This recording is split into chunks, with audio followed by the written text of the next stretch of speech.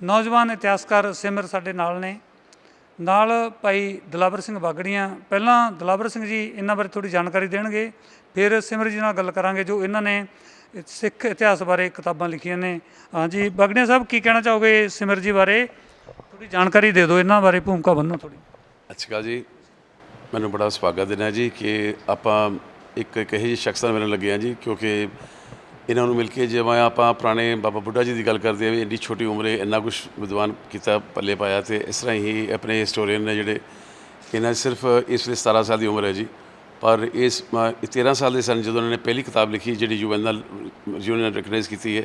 19 ਕਿਤਾਬਾਂ ਹੁਣ ਤੱਕ ਲਿਖ ਚੁੱਕੇ ਨੇ ਜੀ, ਅਤੇ 3 ਆਨਰੇਰੀ ਡਾਕਟਰੀ ਡਿਗਰੀਜ਼ ਨੇ ਜੀ, ਅਤੇ ਹੁਣ ਆਪਣੇ ਇਹਨਾਂ ਨੂੰ ਦੁਨੀਆ ਦਾ ਸਭ ਤੋਂ ਛੋਟਾ ਰਿਸਰਚ ਹਿਸਟੋਰੀਅਨ ਦਾ ਖਿਤਾਬ ਮਿਲਿਆ ਹੋਇਆ ਜੀ। ਅਤੇ ਬਾਕੀ ਇਹ ਕਿਹਨਾਂ ਨੇ ਦਿੱਤਾ ਵੀ ਦੱਸ। ਕਿਤਾਬ ਇੰਡੀਅਨ ਸਰਕਾਰ ਦੇ ਜੀ, ਹਿੰਦੁਸਤਾਨ ਸਰਕਾਰ ਵੱਲੋਂ ਹੈ ਜੀ, ਯੰਗੈਸਟ ਸਿੱਖ ਰਿਸਰਚ ਹਿਸਟੋਰੀਅਨ।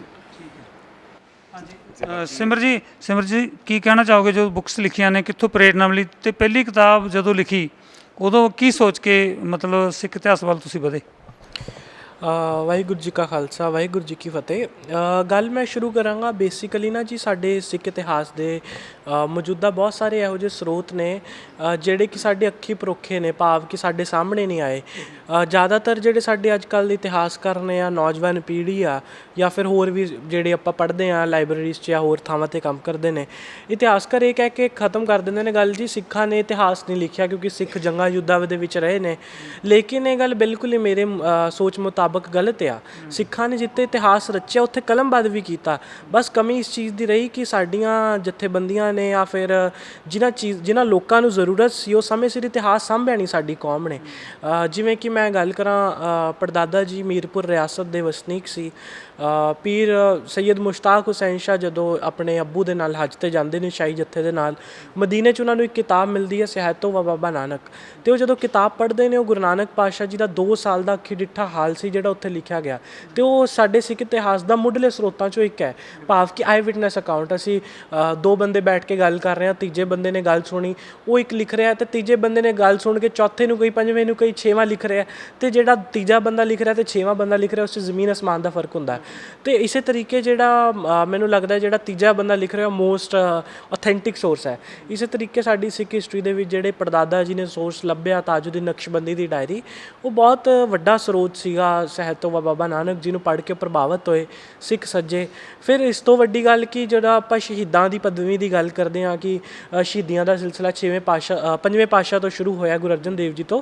ਲੇਕਿਨ ਜਦੋਂ ਅਸੀਂ ਸਿੱਖ ਇਤਿਹਾਸ ਨੂੰ ਪੜ੍ਹਾਂਗੇ, ਗੁਰੂ ਅਰਜਨ ਦੇਵ ਜੀ ਸ਼ਹੀਦਾਂ ਦੇ ਸਰਤਾਜ ਤਾਂ ਹੋਏ ਹੀ ਨੇ, ਲੇਕਿਨ ਉਹਨਾਂ ਤੋਂ ਪਹਿਲਾਂ ਜਦੋਂ ਕਾਜ਼ੀ ਰੁਕਨਦੀਨ ਜੀ ਗੁਰੂ ਨਾਨਕ ਪਾਤਸ਼ਾਹ ਮੱਕੇ ਦੀ ਧਰਤੀ 'ਤੇ ਜਾਂਦੇ ਨੇ, ਅਤੇ ਉੱਥੇ ਦਾ ਜਿਹੜਾ ਕਾਜ਼ੀ ਸੀ ਕਾਜ਼ੀ ਰੁਕਨਦੀਨ, ਜਦੋਂ ਗੁਰੂ ਨਾਨਕ ਪਾਤਸ਼ਾਹ ਜੀ ਦੇ ਨਾਲ ਉਹਦੀ ਵਾਰਤਾਲਾਪ ਹੁੰਦੀ ਹੈ, ਲਗਭਗ 360 ਸਵਾਲ ਗੁਰੂ ਨਾਨਕ ਪਾਤਸ਼ਾਹ ਜੀ ਨੂੰ ਉਹਨਾਂ ਨੇ ਕੀਤੇ, ਅਤੇ ਜਦੋਂ 360 ਸਵਾਲਾਂ ਦੇ ਹਦੀਤਾਂ ਅਤੇ ਕੁਰਾਨ ਅਤੇ ਉਹਨਾਂ ਦੇ ਧਾਰਮਿਕ ਗ੍ਰੰਥਾਂ ਦੇ ਆਧਾਰਿਤ ਉਹਨਾਂ ਨੇ ਸਵਾਲਾਂ ਦੇ ਜਵਾਬ ਦਿੱਤੇ, ਅਤੇ ਉਹ ਕਾਜ਼ੀ ਰੁਕਨਦੀਨ ਜੀ ਦੇ ਮਨ ਦੇ ਵਿੱਚ ਵਲਵਲਾ ਪੈਦਾ ਹੋਇਆ। ਉਹਨਾਂ ਨੇ ਗੁਰੂ ਨਾਨਕ ਪਾਤਸ਼ਾਹ ਜੀ ਦੇ ਜਿਹੜੇ ਸਿਧਾਂਤ ਸੀ ਅਕਾਲ ਪੁਰਖ ਦੇ, ਸਿੱਖੀ ਦੇ, ਉਹਨਾਂ ਨੂੰ ਅਪਣਾਇਆ, ਜਿਸ ਖਾਤਰ ਉਹਨਾਂ ਦੇ ਉਸ ਵੇਲੇ ਦੇ ਅਮੀਰੇ ਮੱਕਾ ਵੱਲੋਂ ਜਿਹੜਾ ਉਹਨਾਂ ਨੂੰ ਸ਼ਹੀਦ ਕਰਨ ਦਾ, ਉਹਨਾਂ ਨੂੰ ਮਾਰ ਦੇਣ ਦਾ ਹੁਕਮ ਜਾਰੀ ਹੋਇਆ। 8 ਫਤਵੇ ਜਾਰੀ ਹੋਏ, ਅਤੇ ਉਹ ਬੜੇ ਜ਼ਿਆਦਾ ਤਸੀਹੇ ਦੇਣ ਵਾਲੇ ਫਤਵੇ ਸੀ ਕਿ ਉਹਨਾਂ ਨੂੰ ਭੁੱਖਾ ਰੱਖਿਆ ਜਾਏ, ਪੁੱਠਾ ਟੰਗ ਕੇ 30 ਕੋੜੇ ਮਾਰੇ ਜਾਣ, ਮੂੰਹ ਕਾਲਾ ਕਰਕੇ ਸ਼ਹਿਰ 'ਚ ਘੁਮਾਇਆ ਜਾਏ, ਅੰਤ 'ਚ ਤਪਦੀ ਰੇਤ ਦੀ ਕੰਧ 'ਚ ਚਿਣਵਾ ਕੇ ਉਹਨਾਂ ਦੇ ਸਿਰ 'ਤੇ ਪੱਥਰ ਮਾਰੇ ਜਾਣ।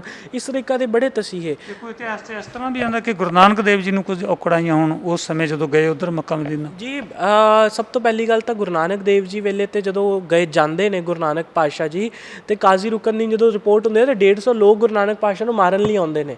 ਅਤੇ ਲੇਕਿਨ ਸਭ ਤੋਂ ਵੱਡੀ ਗੱਲ ਹੈ ਜੀ, ਜਿਹੜਾ ਵਿੱਦਿਆ ਦਾ ਸਿਧਾਂਤ ਹੈ ਉਹ ਸਾਰਿਆਂ ਨੂੰ ਫਿੱਕਾ ਕਰ ਦਿੰਦਾ ਹੈ। ਜਿਹੜੀ ਗੁਰੂ ਨਾਨਕ ਪਾਤਸ਼ਾਹ ਜੀ ਦਾ ਜਿਹੜਾ ਉਹਨਾਂ ਨੇ ਗਿਆਨ ਦਾ ਭਰੋਖਾ ਉੱਥੇ ਜਾ ਕੇ ਦਿੱਤਾ, ਜਿਹੜਾ ਉਹਨਾਂ ਨੇ ਇੱਕ ਸਤ ਕਰਤਾਰ ਦਾ ਸੰਦੇਸ਼ ਦਾ ਹੋਕਾ ਦਿੱਤਾ, ਉਹ ਬੜੀ ਵੱਡੀ ਗੱਲ ਸੀਗੀ। ਮੈਨੂੰ ਨਹੀਂ ਲੱਗਦਾ ਗੁਰੂ ਨਾਨਕ ਪਾਤਸ਼ਾਹ ਜੀ ਨੂੰ ਔਂਕੜਾਂ ਜੇ ਆਈਆਂ ਵੀ, ਅਤੇ ਔਂਕੜਾਂ ਗੁਰੂ ਨਾਨਕ ਪਾਤਸ਼ਾਹ ਨੂੰ ਰੋਕ ਸਕੀਆਂ, ਕਿਉਂਕਿ ਤਾਂ ਉਹ ਅਸੀਂ ਪੜ੍ਹਦੇ ਹਾਂ ਆਪ ਨਾਰਾਇਣ ਕਲਾਤਾਰ, ਮਤਲਬ ਉਹ ਤਾਂ ਅਕਾਲ ਪੁਰਖ ਦੇ ਮੈਂ ਕਹਾਂਗਾ ਅਵਤਾਰ ਹੀ ਨੇ ਇੱਕ ਤਰੀਕੇ ਦੇ। ਅਤੇ ਉਸ ਤੋਂ ਵੱਡੀ ਗੱਲ ਇਹ ਸੀ ਕਿ ਵੀ ਜਦੋਂ ਸੰਨ 2018 ਵਿੱਚ ਇੱਕ ਚਿੱਤਰਕਾਰ ਵਜੋਂ ਮੈਂ ਆਪਣਾ ਆਮ ਜੀਵਨ ਜੀ ਰਿਹਾ ਸੀ, ਅਤੇ ਇੱਕ ਵਿੱਚ ਪੜਦਾਦਾ ਜੀ ਦੀ ਲਾਇਬ੍ਰੇਰੀ 'ਚ ਕੰਮ ਕਰਦਿਆਂ ਹੋਇਆਂ ਕਿਉਂਕਿ ਜਿਹੜੇ ਪੜਦਾਦਾ ਜੀ ਸੀ ਪਹਿਲਾਂ ਮੁਸਲਮਾਨ ਸੀ, ਇਹ ਕਿਤਾਬ ਪੜ੍ਹੀ ਜਦੋਂ ਉਹਨਾਂ ਨੇ ਮੱਕੇ ਮਦੀਨੇ ਜਾ ਕੇ, ਤੇ ਪ੍ਰਭਾਵਿਤ ਹੋ ਕੇ ਸਿੱਖ ਸੱਜ ਜਾਂਦੇ ਨੇ ਆਪਣੇ ਪੂਰੇ ਪਰਿਵਾਰ ਸਮੇਤ। ਜਦੋਂ ਵਾਪਸ ਆਇਆ ਪੜਦਾਦਾ ਜੀ, ਤੇ ਉਹਨਾਂ ਨੇ ਪੂਰੀ ਦੁਨੀਆ ਦੇ ਵਿੱਚ, ਜਿਵੇਂ ਇੰਗਲੈਂਡ ਦੇ ਗੁਰਦੁਆਰਾ ਸਿੰਘ ਸਭਾ ਬਣਾਇਆ, ਇਸ ਵਕਤ ਯੂਰਪ ਦਾ ਸਭ ਤੋਂ ਵੱਡਾ ਗੁਰਦੁਆਰਾ ਹੈ, ਜਾਂ ਹੋਰ ਵੀ ਉਹਨਾਂ ਨੇ ਥਾਵਾਂ 'ਤੇ ਪ੍ਰਚਾਰ ਕੀਤਾ, ਅਫਗਾਨਿਸਤਾਨ ਦੇ ਵਿੱਚ ਗੁਰਦੁਆਰੇ ਬਣਵਾਏ। ਤੇ ਉਹਨਾਂ ਦਾ ਮੁੱਖ ਮੰਤਵ ਇਹ ਸੀ ਕਿ ਵੀ ਅਸੀਂ ਸਿੱਖੀ ਦੇ ਪ੍ਰਚਾਰ ਨੂੰ ਵੱਧ ਤੋਂ ਵੱਧ ਫੈਲਾਈਏ। ਸਿੱਖਾਂ ਦੇ ਜਿਹੜੀ ਸਿੱਖ ਇਤਿਹਾਸ ਹੈ ਉਹ ਕੇਵਲ ਪੰਜਾਬ ਦੀ ਧਰਤੀ 'ਤੇ ਸੀਮਤ ਨਾ ਰਹੇ, ਜੋ ਗੁਰੂ ਨਾਨਕ ਪਾਤਸ਼ਾਹ ਦਾ ਸਿਧਾਂਤ ਸੀ ਪੂਰੀ ਦੁਨੀਆ ਦੇ ਵਿੱਚ ਉੱਥੇ ਤੱਕ ਫੈਲੇ। ਤੇ ਹੁਣ ਜੇਕਰ ਅਸੀਂ ਗੱਲ ਕਰੀਏ, ਜਦੋਂ 2018 'ਚ ਕਿਤਾਬ ਪੜ੍ਹੀ, ਇੱਕ ਅਕਾਲੀ ਮੋਰਚਾ ਤੇ ਚੱਬਰ ਉਸ ਵੇਲੇ ਕੇਸ ਕਤਲ ਕਰਾਏ ਹੋਏ ਸੀ, ਅੰਤ 'ਚ ਜਦੋਂ ਪੜ੍ਹਿਆ ਸ਼ਹੀਦ ਪ੍ਰਿਥੀਪਾਲ ਸਿੰਘ ਜੀ ਬਾਰੇ, ਤੇ ਬਹੁਤ ਚੰਗਾ ਲੱਗਿਆ, ਹਾਂ ਵੀ ਕੋਈ ਗੁਰਮੁਖ ਸ਼ਖਸੀਅਤ ਹੋਏ ਨੇ। ਅਗਲੇ ਦਿਨ ਇੱਕ ਯੂਨੀਵਰਸਿਟੀ ਤੋਂ ਪ੍ਰੋਫੈਸਰ ਘਰੇ ਆਉਂਦੇ ਨੇ, ਤੇ ਉਹਨਾਂ ਨੇ ਇੱਕ ਕਿਤਾਬ ਦਿੱਤੀ ਮੈਨੂੰ, ਬਾਬੇ ਦੀ ਬਗਦਾਦ ਫੇਰੀ, ਉਹ ਪੜ੍ਹੀ, ਤੇ ਮਨ ਬਹੁਤ ਖੁਸ਼ ਹੋਇਆ ਕਿ ਜਿਸ ਬਾਰੇ ਪੜ੍ਹ ਰਹੇ ਸੀ ਉਸੇ ਬਾਰੇ ਹੋਰ ਪੜ੍ਹਨ ਨੂੰ ਮਿਲ ਰਿਹਾ ਹੈ। ਤੇ ਜਦੋਂ ਇੱਕ ਵਾਰੀ ਪਿਤਾ ਜੀ ਨੇ ਸਵਾਲ ਕੀਤਾ ਕੀ ਪੜ੍ਹ ਰਹੇ ਹੋ, ਕਿਉਂਕਿ ਕਿਤਾਬੀ ਰੁਝਾਨ ਇੱਕ 13-14 ਸਾਲਾਂ ਦੇ ਬੱਚੇ 'ਚ ਨਹੀਂ ਹੁੰਦਾ, ਤੇ ਉਸ ਸਮੇਂ ਜਦੋਂ ਮੈਂ ਦੱਸਿਆ ਮੈਂ ਸ਼ਹੀਦ ਪ੍ਰਿਥੀਪਾਲ ਸਿੰਘ ਜੀ ਬਾਰੇ ਪੜ੍ਹ ਰਿਹਾ, ਪਹਿਲੀ ਵਾਰ ਉਹਨਾਂ ਨੇ ਇਗਨੋਰ ਕੀਤਾ। ਜਦੋਂ ਦੂਜੀ ਵਾਰ ਫਿਰ ਇੱਕ ਥਾਂ 'ਤੇ ਉਹਨਾਂ ਨੇ ਪੁੱਛਿਆ ਤੇ ਮੈਂ ਦੱਸਿਆ, ਤੇ ਉਹਨਾਂ ਨੇ ਪੁੱਛਿਆ, ਮੈਨੂੰ ਸਵਾਲ ਕੀਤਾ, ਕਹਿੰਦੇ ਤੁਸੀਂ ਜਾਣਦੇ ਹੋ ਸ਼ਹੀਦ ਪ੍ਰਿਥੀਪਾਲ ਸਿੰਘ ਕੌਣ ਸੀ? ਮੈਂ ਬੜੇ ਗਰਵ ਦੇ ਨਾਲ ਕਿਹਾ ਹਾਂ ਮੈਂ ਜਾਣਦਾ, ਮੈਂ ਪੜ੍ਹਿਆ ਉਹਨਾਂ ਬਾਰੇ। ਲੇਕਿਨ ਉਹ ਕਹਿੰਦਾ ਤੁਸੀਂ ਜਾਣਦੇ ਹੋ, ਤੁਹਾਡੇ ਕੀ ਲੱਗਦੇ ਨੇ? ਮੈਂ ਕਿਹਾ ਉਹ ਐਡੀ ਵੱਡੀ ਗੁਰਮੁਖ ਸ਼ਖਸੀਅਤ ਜਿਨ੍ਹਾਂ ਨੇ ਆਪਣੀ ਪੂਰੀ ਰਿਆਸਤ ਦੇ ਸ਼ਹਿਜ਼ਾਦੇ ਹੋਣ, ਉਹਨਾਂ ਨੂੰ ਛੱਡ ਕੇ ਉਹਨਾਂ ਨੇ ਇੱਕ ਸ਼ਾਹੀ ਪਰਿਵਾਰ 'ਚੋਂ ਸਿੱਖੀ ਅਪਣਾਈ ਅਤੇ ਸਿੱਖੀ ਦਾ ਪ੍ਰਚਾਰ ਕੀਤਾ, ਸਾਡਾ ਉਹਨਾਂ ਦੇ ਨਾਲ ਕਿੱਥੇ ਮੇਲ? ਅਸੀਂ ਤਾਂ ਕੇਸ ਵੀ ਕਤਲ ਕਰਾਏ ਨੇ। ਜਦੋਂ ਉਹਨਾਂ ਨੇ ਦੱਸਿਆ ਕਿ ਸ਼ਹੀਦ ਪ੍ਰਿਥੀਪਾਲ ਸਿੰਘ ਜੀ ਭਾਵ ਮੇਰੇ ਪੜਦਾਦਾ ਜੀ ਸਨ, ਉਸ ਸਮੇਂ ਮਨ ਦੇ ਵਿੱਚ ਇੱਕ ਵਲਵਲਾ ਪੈਦਾ ਹੋਇਆ ਕਿ ਅਸੀਂ ਇਹੋ ਜਿਹੇ ਲੋਕਾਂ ਦੇ, ਇਹੋ ਜਿਹੇ ਮਹਾਂਪੁਰਸ਼ਾਂ ਦੇ ਵਾਰਸ ਹਾਂ, ਲੇਕਿਨ ਕਮੀ ਇਸ ਚੀਜ਼ ਦੀ ਰਹਿ ਗਈ ਕਿ ਉਹਨਾਂ ਨੇ ਹੋਰ ਘਰਾਂ ਦੇ ਵਿੱਚ ਜਨਮ ਲੈ ਕੇ ਸਿੱਖੀ ਨੂੰ ਸਮਝਿਆ। ਅਸੀਂ ਸਿੱਖਾਂ ਦੇ ਘਰ ਦੇ ਵਿੱਚ ਜਨਮ ਲੈ ਕੇ ਵੀ ਸਿੱਖੀ ਨੂੰ ਪੂਰਨੇ ਨਹੀਂ ਉਤਰ ਪਾ ਰਹੇ, ਤੇ ਉਹ ਇੱਕ ਬੜਾ ਵੱਡਾ ਸਿਧਾਂਤ ਸੀ। ਪ੍ਰਿਥੀਪਾਲ ਸਿੰਘ ਦੀ, ਸ਼ਹੀਦ ਪ੍ਰਿਥੀਪਾਲ ਬਾਰੇ ਦੱਸਿਆ, ਉਹਨਾਂ ਦੀ ਸ਼ਹੀਦੀ ਕਿਵੇਂ ਹੋਈ, ਉਹ ਥੋੜਾ ਵੇਰਵਾ ਦਿਓ। ਨਹੀਂ ਜੀ, ਸ਼ਹੀਦ ਪ੍ਰਿਥੀਪਾਲ ਸਿੰਘ ਜੀ ਦੀ ਸ਼ਹੀਦੀ ਨਹੀਂ, ਸ਼ਹੀਦ ਪ੍ਰਿਥੀਪਾਲ ਸਿੰਘ ਜੀ ਨੇ ਖੋਜ ਕਰਤਾ ਸੀਗੇ, ਉਹਨਾਂ ਨੇ ਖੋਜ ਕੀਤੀ। ਪਹਿਲਾਂ ਉਹਨਾਂ ਦਾ ਨਾਮ ਸ਼ਹੀਦ ਮੁਸ਼ਤਾਕ ਹੁਸੈਨ ਸੀ।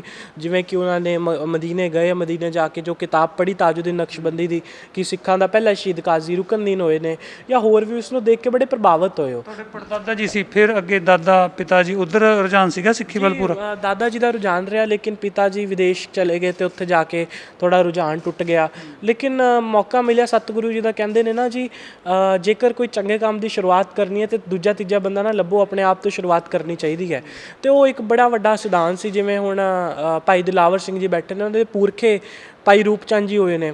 ਭਾਈ ਰੂਪ ਚੰਦ ਜੀ ਦਾ ਤਾਂ ਇੱਕ ਸਿਧਾਂਤ ਸੀ, ਜਦੋਂ ਅਸੀਂ ਅਕਸਰ ਹੀ ਪੜ੍ਹਦੇ ਹਾਂ ਭਾਈ ਕਨਈਆ ਜੀ ਬਾਰੇ, ਜਦੋਂ 6ਵੇਂ ਪਾਤਸ਼ਾਹ ਵੇਲੇ ਸਾਰਾ ਲੰਗਰ ਬਣਦਾ ਸੀ, ਉਹ ਬਾਗੜੀਆਂ ਪਰਿਵਾਰ ਦੇ ਜਿਹੜਾ ਇਹਨਾਂ ਦੇ ਪੁਰਖੇ ਸੀ ਭਾਈ ਰੂਪ ਚੰਦ ਜੀ, ਉਹਨਾਂ ਦੇ ਕੋਲੋਂ ਜਾਂਦਾ ਸੀ। ਉਸ ਸਮੇਂ ਇੱਕ ਸਵਾਲ ਆਇਆ, ਕਹਿੰਦੇ ਵੀ ਲੰਗਰ ਛਕਾਉਣਾ ਹੈ ਸਾਰੀ ਫੌਜ ਨੂੰ, ਤੇ ਉਸ ਸਮੇਂ ਭਾਈ ਰੂਪ ਚੰਦ ਜੀ ਜਦੋਂ ਲੰਗਰ ਲੈ ਕੇ ਜਾਂਦੇ ਸੀ ਭਾਈ ਰੂਪੇ ਤੋਂ, ਤੇ ਉੱਥੇ ਦੁਸ਼ਮਣ ਫੌਜਾਂ ਨੂੰ ਵੀ ਛਕਾਉਂਦੇ ਸੀ। ਭਾਵ ਕਿ ਇਹਦਾ ਸਿਧਾਂਤ ਪਹਿਲਾਂ ਨਹੀਂ ਮਿਲਦਾ, ਦੁਸ਼ਮਣ ਫੌਜਾਂ ਨੂੰ ਵੀ ਛਕਾਉਂਦੇ ਸੀ। ਜਦੋਂ ਰਿਪੋਰਟ ਹੋਈ ਗੁਰੂ ਸਾਹਿਬ ਕੋਲ, ਗੁਰੂ ਸਾਹਿਬ ਨੇ ਆਸ਼ੀਰਵਾਦ ਦਿੱਤਾ, ਕਹਿੰਦੇ ਨਹੀਂ ਥੋੜ੍ਹਾ ਨਹੀਂ, ਤੁਸੀਂ ਜਾਰੀ ਰੱਖੋ। ਤੇ ਉਸ ਸਮੇਂ ਇੱਕ ਵਾਰੀ ਜਿਵੇਂ ਅਸੀਂ ਗੱਲ ਕਰਦੇ ਹਾਂ ਗੁਰੂ ਤੇ ਸ਼ੰਕੇ ਦੀ ਗੱਲ ਹੁੰਦੀ ਹੈ, ਜਿਵੇਂ ਬੜੇ ਸਾਰੇ ਲੋਕ ਸਵਾਲ ਕਰ ਦਿੰਦੇ ਨੇ ਜੀ ਗੁਰੂ ਸਾਹਿਬ ਇਹ ਨਹੀਂ ਕਰ ਸਕਦੇ, ਗੁਰੂ ਸਾਹਿਬ ਉਹ ਨਹੀਂ ਕਰ ਸਕਦੇ। ਮੈਨੂੰ ਸਮਝ ਨਹੀਂ ਆਉਂਦੀ ਅਸੀਂ ਗੁਰੂ ਤੇ ਸ਼ੰਕਾ ਕਰਕੇ ਆਪਣੇ ਆਪ ਨੂੰ ਕਿੱਥੇ ਖੜਾ ਕਰ ਰਹੇ ਹਾਂ, ਕਿਹੜੀ ਕਚਹਿਰੀ 'ਚ ਖੜਾ ਕਰ ਰਹੇ ਹਾਂ। ਅਸੀਂ ਆਪਣੇ ਗੁਰੂ ਤੇ ਸਵਾਲ ਕਰ ਰਹੇ ਹਾਂ ਜਿਸ ਨੇ ਸਾਨੂੰ ਰਚਿਆ, ਜਿਸ ਨੇ ਇਸ ਬ੍ਰਹਮੰਡ ਦੀ ਰਚਨਾ ਕੀਤੀ।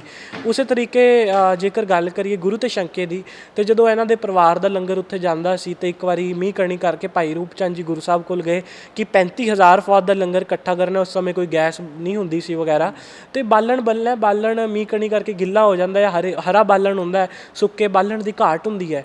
ਤੇ ਉਹਨਾਂ ਨੇ ਜਦੋਂ ਜਾ ਕੇ ਜਿਹੜੀ ਪਰੇਸ਼ਾਨੀ ਗੁਰੂ ਸਾਹਿਬ ਜੀ ਅੱਗੇ ਰੱਖੀ, ਤੇ ਗੁਰੂ ਸਾਹਿਬ ਜੀ ਨੇ ਉਸ ਵੇਲੇ ਇਹਨਾਂ ਦੇ ਪਰਿਵਾਰ ਨੂੰ ਇੱਕ ਆਸ਼ੀਰਵਾਦ ਦਿੱਤਾ ਕਿ ਹੇ ਭਾਈ ਰੂਪ ਚੰਦ, ਤੇਰੇ ਲੰਗਰਾਂ ਵਿੱਚ ਹਮੇਸ਼ਾ ਹਰਾ ਤੇ ਗਿੱਲਾ ਬਾਲਣ ਵੀ ਬਲਦਾ ਰਹੇਗਾ, ਜਿਹਦਾ ਪ੍ਰਮਾਣ ਅੱਜ ਵੀ ਇਹਨਾਂ ਦੇ ਜਿਹੜਾ ਬਾਗੜੀਆਂ ਕਿਲੇ ਦੇ ਵਿੱਚ ਮਾਈ ਰੱਜੀ ਜੀ ਦਾ ਲੰਗਰ ਚੱਲਦਾ ਹੈ, ਅੱਜ ਵੀ ਉੱਥੇ ਹਰਾ ਤੇ ਗਿੱਲਾ ਬਾਲਣ ਬਲਦਾ ਹੈ।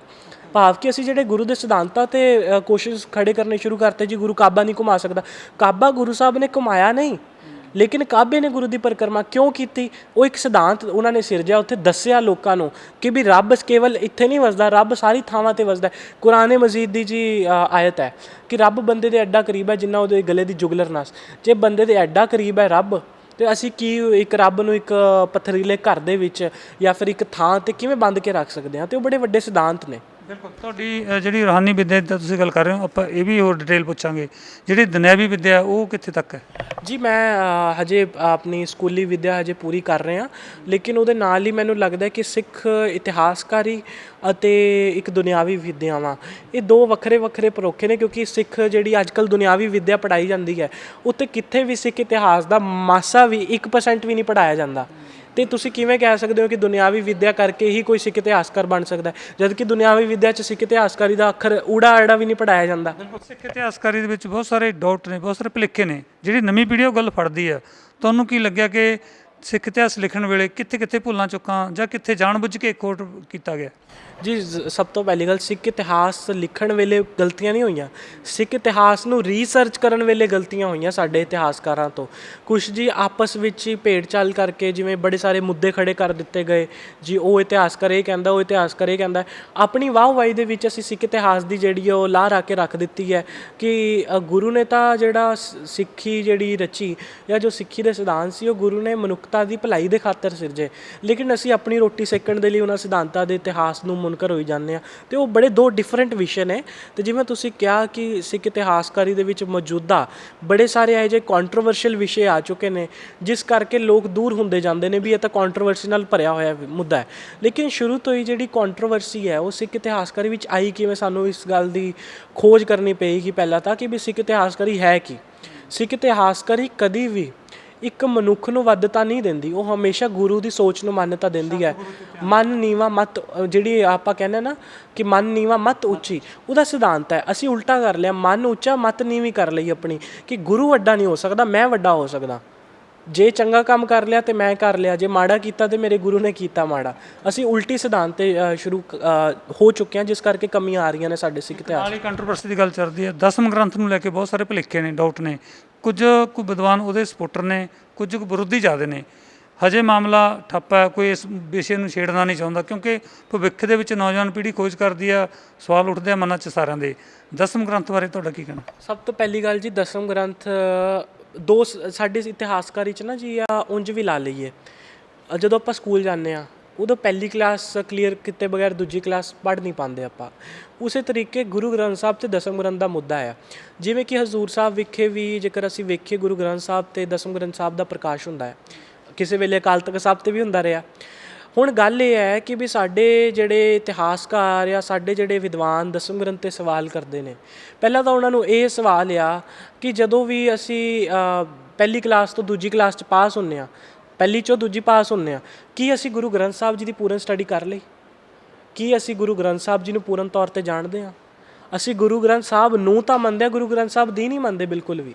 ਅਸੀਂ ਉਹਨਾਂ ਦੇ ਸਿਧਾਂਤਾਂ ਦੇ ਮੁਨਕਰ ਹੋਈ ਬੈਠੇ ਹਾਂ।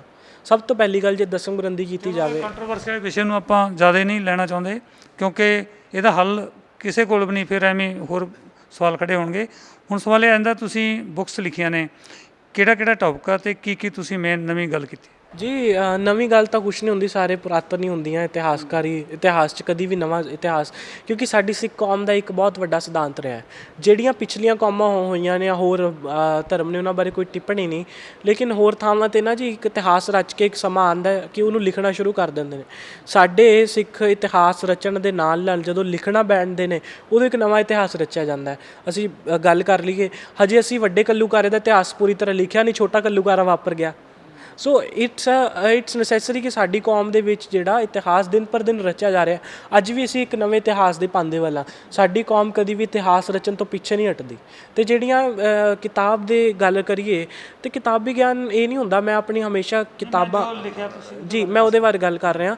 ਕਦੀ ਵੀ ਜਿਹੜੀ ਕਿਤਾਬਾਂ ਦੇ ਵਿੱਚ ਮੈਂ ਇਸ ਗੱਲ ਨੂੰ ਮਾਨਤਾ ਨਹੀਂ ਦਿੱਤੀ ਕੰਟਰੋਵਰਸ਼ੀਅਲ ਵਿਸ਼ਿਆਂ ਵਿੱਚ, ਕਿਉਂਕਿ ਜਿਵੇਂ ਮਾਸ ਦਾ ਮੁੱਦਾ ਹੈ ਜੀ, ਉਹ ਕੰਟਰੋਵਰਸੀ ਦਾ ਮੁੱਦਾ। ਜਦੋਂ ਗੁਰੂ ਸਾਹਿਬ ਨੇ ਕਹਿਤਾ ਮਾਸ ਕਰ ਮੂਰਖ ਝਗੜੇ, ਅਸੀਂ ਫਿਰ ਆਪਣੇ ਆਪ ਨੂੰ ਗੁਰੂ ਤੋਂ ਮੁਨਕਰ ਹੋਈ ਜਾਂਦੇ ਹਾਂ ਉਸ ਮੁੱਦੇ 'ਤੇ ਵਿਚਾਰ ਕਰਕੇ।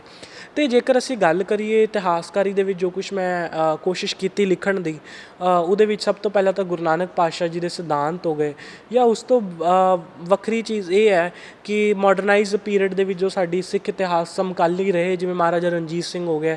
ਲੇਕਿਨ ਹਜੇ ਮੈਂ ਗੁਰੂ ਕਾਲ 'ਤੇ ਹੀ ਵਰਕ ਕੀਤਾ ਅਤੇ ਗੁਰੂ ਗ੍ਰੰਥ ਸਾਹਿਬ 'ਤੇ ਹਜੇ ਅਸੀਂ ਪਹੁੰਚ ਰਹੇ ਹਾਂ। ਹਜੇ ਸਿਰਫ ਅਸੀਂ ਜਿਹੜੇ ਪਹਿਲੇ 5 ਗੁਰੂਆਂ ਨੇ ਉਹਨਾਂ ਦੇ ਇਤਿਹਾਸ 'ਤੇ ਕੰਮ ਕੀਤਾ, ਅਤੇ ਜਿਹੜੀਆਂ ਮੇਰੀਆਂ ਕਿਤਾਬਾਂ ਨੇ ਸਿਰਫ ਉਹਨਾਂ ਦੇ ਇਤਿਹਾਸ 'ਤੇ ਹੀ ਆਈਆਂ ਨੇ ਹਜੇ ਤੱਕ। ਲਾਸਟ ਸਵਾਲ ਇਹ ਹੈ ਕਿ ਇੱਕ ਧਾਰਨਾ ਬਣੀ ਹੋਈ ਹੈ ਕਿ ਸਿੱਖ ਧਰਮ ਹਿੰਦੂ ਧਰਮ ਦੇ ਵਿੱਚੋਂ ਹੀ ਨਿਕਲਿਆ, ਇਹ RSS ਵਾਲੇ ਵੀ ਪ੍ਰਚਾਰਦੇ ਨੇ, ਇਹ ਸਿੱਖ ਨੂੰ ਆਪਣਾ ਇਸ ਕਰਕੇ ਸਮਝਦੇ ਕਿ ਸਾਡੇ ਚੋਂ ਨਿਕਲੇ ਨੇ। ਉਹਦੇ ਬਾਰੇ ਤੁਹਾਡੀ ਸਟੱਡੀ ਕੀ ਕਹਿੰਦੀ ਹੈ? ਇਹਦਾ ਤਾਂ ਜਵਾਬ ਸਾਡੇ ਗੁਰੂ ਨੇ ਦਿੱਤਾ, ਨਾ ਕੋਈ ਹਿੰਦੂ ਨਾ ਮੁਸਲਮਾਨ। ਫਿਰ ਅਸੀਂ ਮੈਨੂੰ ਸਮਝ ਨਹੀਂ ਆਉਂਦੀ ਕਿ ਅਸੀਂ ਕਿਉਂ ਮੂਰਖਤਾਈ ਵੱਲ ਵੱਧ ਰਹੇ ਹਾਂ। ਜਿਨ੍ਹਾਂ ਚੀਜ਼ਾਂ ਦਾ ਗੁਰੂ ਨੇ ਪਹਿਲਾਂ ਹੀ ਗੁਰਬਾਣੀ 'ਚ ਵਿਚਾਰ ਦਿੱਤਾ, ਫਿਰ ਅਸੀਂ ਕਹਿੰਦੇ ਹਾਂ ਹਿੰਦੂਆਂ 'ਚੋਂ ਨਿਕਲੇ ਨੇ। ਅਸੀਂ ਕਹਿ ਰਹੇ ਹਾਂ ਹਿੰਦੂਆਂ 'ਚੋਂ ਨਿਕਲੇ। ਅਸੀਂ ਤਾਂ ਨਹੀਂ ਕਹਿ ਰਹੇ, ਕਈ ਵਾਰੀ RSS ਵਾਲੇ ਬਹੁਤ ਵੱਡਾ ਇੱਕ ਵਰਗ ਹੈ, ਉਹ ਕਹਿੰਦੇ ਨੇ ਕਿ RSS 'ਚੋਂ ਸਿੱਖ ਧਰਮ ਨਿਕਲਿਆ। ਉਹਨਾਂ ਨੂੰ ਕੀ ਤੁਹਾਡਾ? ਸਾਡੇ 11ਵੇਂ ਗੁਰੂ ਨੇ ਗੁਰੂ ਗ੍ਰੰਥ ਸਾਹਿਬ ਜੀ, ਉਹ ਕਹਿੰਦੇ ਨੇ ਨਾ ਕੋਈ ਹਿੰਦੂ ਨਾ ਮੁਸਲਮਾਨ, ਬਸ ਇੰਨੀ ਜੀ ਗੱਲ ਹੈ ਜੀ। ਅਸੀਂ ਤਾਂ ਨਾ ਹਿੰਦੂ ਆ ਨਾ ਮੁਸਲਮਾਨ ਆ, ਸਾਡੀ ਵੱਖਰੀ ਪਹਿਚਾਣ ਹੈ। ਜਦੋਂ ਗੁਰੂ ਸਾਹਿਬ ਨੇ ਕਹਿਤਾ ਖਾਲਸਾ ਮੇਰੋ ਰੂਪ ਹੈ ਖਾਲਸ, ਤੇ ਉਹ ਜਿਹੜਾ ਅਸੀਂ ਫਿਰ ਕੰਟਰੋਵਰਸੀ 'ਚ ਪੈ ਗਏ ਜੀ। ਗੁਰੂ ਸਾਹਿਬ ਨੇ ਜਦੋਂ ਕਹਿਤਾ ਨਾ ਕੋਈ ਹਿੰਦੂ ਨਾ ਮੁਸਲਮਾਨ, ਫਿਰ ਅਸੀਂ ਕਹਿ ਰਹੇ ਅਸੀਂ ਹਿੰਦੂਆਂ 'ਚੋਂ ਨਿਕਲੇ ਹਾਂ। ਗ੍ਰੰਥ ਸਾਹਿਬ ਦੇ ਜਾਂ ਗੁਰੂਆਂ ਦੇ ਸਿਧਾਂਤਾਂ ਤੋਂ ਮੁਨਕਰ ਹੋ ਰਹੇ ਨੇ ਸਾਰੇ ਬੰਦੇ, ਬਹੁਤੇ ਕੀ ਹੁੰਦੇ ਜਾ ਰਹੇ ਹਾਂ, ਅਸੀਂ ਰੁਕੇ ਨਹੀਂ। ਇੱਕ ਤਾਂ ਹੁੰਦਾ ਕਿ ਵੀ ਮੁਨਕਰ ਹੋ ਚੁੱਕੇ, ਅਸੀਂ ਜਿਹੜੇ ਮੁਨਕਰ ਹੋ ਚੁੱਕੇ ਉਸ ਤੋਂ ਵੱਧ ਵੀ ਹਟ ਹੀ ਨਹੀਂ ਰਹੇ ਕਿ ਜੇਕਰ ਮੁਨਕਰ ਹੋ ਗਿਆ ਤੇ ਅਸੀਂ ਉਹਦੇ ਖਿਲਾਫ ਪ੍ਰਚਾਰ ਕਰਨਾ। ਹੁਣ ਜਿਵੇਂ ਇੱਕ ਬੜਾ ਵੱਡਾ ਟੌਪਿਕ, ਜਿਵੇਂ ਤੁਸੀਂ ਗੱਲ ਕੀਤੀ ਹਿੰਦੂਆਂ ਦਾ, ਕਿ ਅਸੀਂ ਹਿੰਦੂਆਂ 'ਚੋਂ ਨਿਕਲੇ ਹੋਏ ਹਾਂ। ਪਹਿਲੇ ਪਾਤਸ਼ਾਹ ਨੇ ਜਿਸ ਜਨੇਊ ਨੂੰ ਧਾਰਨ ਨਹੀਂ ਕੀਤਾ, ਉਹਨਾਂ ਨੇ ਕਿਹਾ ਮੈਨੂੰ ਉਹ ਜਨੇਊ ਪਾਓ ਜਿਹੜਾ ਕਦੀ ਟੁੱਟ ਨਹੀਂ ਸਕਦਾ। 9ਵੇਂ ਪਾਤਸ਼ਾਹ ਨੇ ਉਹਦੇ ਲਈ ਸ਼ਹੀਦੀ ਦਿੱਤੀ ਹੈ। ਕੀ ਕਹੋਗੇ ਤੁਸੀਂ? ਸਾਡੇ ਸਿਧਾਂਤ ਨੇ। ਅਸੀਂ ਧਰਮ ਹੀ ਜਿਹੜਾ ਜਬਰਨ ਹੈ, ਮਤਲਬ ਜ਼ਬਰਦਸਤੀ ਜਿਹੜਾ ਧਰਮ ਜਬਰਨ ਹੈ ਉਹ ਨਹੀਂ ਕਰਵਾਉਂਦੇ ਕਦੀ ਵੀ। ਲੇਕਿਨ ਜੇਕਰ ਜ਼ਬਰਦਸਤੀ ਧਰਮ ਜਬਰਨ ਹੋ ਰਿਹਾ ਹੈ ਤਾਂ ਉਸ ਨੂੰ ਮਨਜ਼ੂਰ ਵੀ ਨਹੀਂ ਕਰਾਂਗੇ। ਮਨੁੱਖੀ ਸਿਧਾਂਤ ਨੇ। ਜੇਕਰ ਕੋਈ ਸਿੱਖ ਆਪਣੀ ਮਰਜ਼ੀ ਨਾਲ ਬਣ ਰਿਹਾ, ਹੁਣ ਜਿਵੇਂ ਪੜਦਾਦਾ ਜੀ ਬਣੇ ਨੇ ਮੁਸਲਮਾਨ ਧਰਮ ਤੋਂ, ਅਸੀਂ ਸਿੱਖੀ ਅਪਣਾਈ, ਉਹ ਇੱਕ ਸਿੱਖੀ ਦੇ ਸਿਧਾਂਤ ਨੇ ਕਿ ਜਿਹੜਾ ਆਉਣਾ ਚਾਹੁੰਦਾ ਉਹਨੂੰ ਜੀ ਆਇਆਂ ਨੂੰ ਖੁੱਲ੍ਹੇ ਦਿਲ ਨਾਲ ਲਾਓ।